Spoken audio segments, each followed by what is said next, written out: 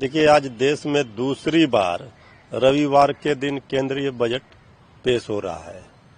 इस बार तो बिहार की 14 करोड़ जनता उम्मीद लगाकर बैठी है, झोली भर कर वोट लिया। डबल इंजन सरकार का फायदा अभी तक तो नहीं मिला है बिहार को।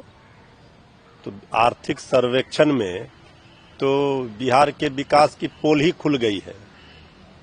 तो अब 20 वर्षों से सरकार है, डबल इंजन की सरकार है, तो बिहार को जो दंश झेल रहा है, जो गरीबी में नंबर 1 है, बिहार के लिए कुछ केंद्र सरकार को देना चाहिए। देखना है कि विशेष राज्य का दर्जा की घोषणा होनी चाहिए, जो विशेष पैकेज था उसका मिलना चाहिए। तो बिहार की उपेक्षा होती रही है। इस बार भी बिहार की जनता भले उम्मीद लगाकर बैठी है, लेकिन इस बार बिहार की जनता ने झोली भरकर वोट दिया है, लेकिन केंद्र की सरकार, मोदी जी की सरकार बिहार को कुछ नहीं देने वाली है, ऐसा हमें लग रहा है। अगर है बिहार के प्रति थोड़ी सी भी दया ममता, तो बिहार को विशेष राज्य का दर्जा देकर दिखाए।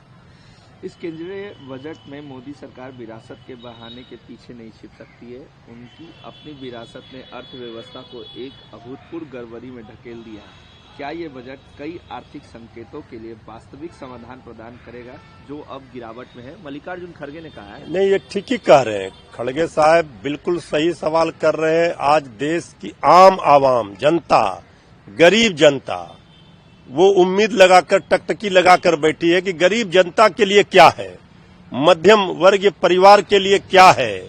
महंगाई चरम पर है, सब लोग परेशान हैं।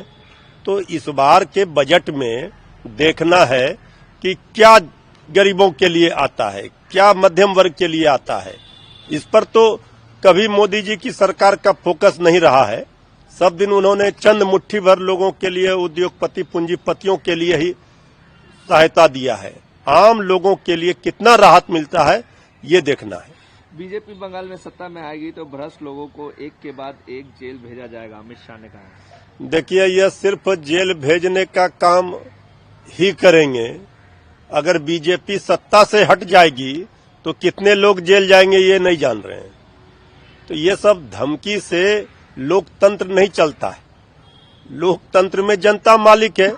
जनता को डराकर और विपक्ष के नेताओं को फंसाकर आप सत्ता पाना चाहते हैं, ये संभव नहीं है। पटना के मृतक नीट छात्रा मामले में उनके परिजनों ने कहा है कि मुझे सीबीआई नहीं बल्कि न्यायिक जांच की होनी चाहिए, ताकि दूध का दूध और पानी का। बिल्कुल सही कहा है परिजनों ने। परिजनों की जो पीड़ा है, जो दर्द है, जो दुख है, उसके साथ हम खड़े हैं, हमारी पार्टी खड़ी है। और ये सरकार को थोड़ी सी भी शर्म नहीं है कि परिजन ने तो लिखित रूप से कहीं सीबीआई जांच की मांग नहीं की थी, न्यायिक जांच की मांग की है।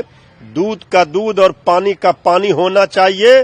और जो मृतक छात्रा है, जिनके साथ दरिंदों ने दुष्कर्म किया, उनकी जान चली गई, उनको न्याय मिलना चाहिए, उनके परिवार को। हमारी बेटियों की अस्मत इस तरह से लूटी जाएगी और ये सरकार सिर्फ लिपापोती का काम करेगी और जांच को प्रभावित करके भटकाने का काम करेगी, ये कहीं से भी उचित नहीं है। ये निंदनीय है, शर्मनाक है। कल से बिहार विधानसभा का बजट सत्र भी शुरू हो रहा है। किस तरीके की उम्मीदें देख रहे हैं और विपक्ष किन सवालों को लेकर सरकार को इस पर? देखिए, बिहार विधानसभा में विपक्ष की संख्या भले कम हो, लेकिन विपक्ष की आवाज बहुत मजबूती से गूंजेगी।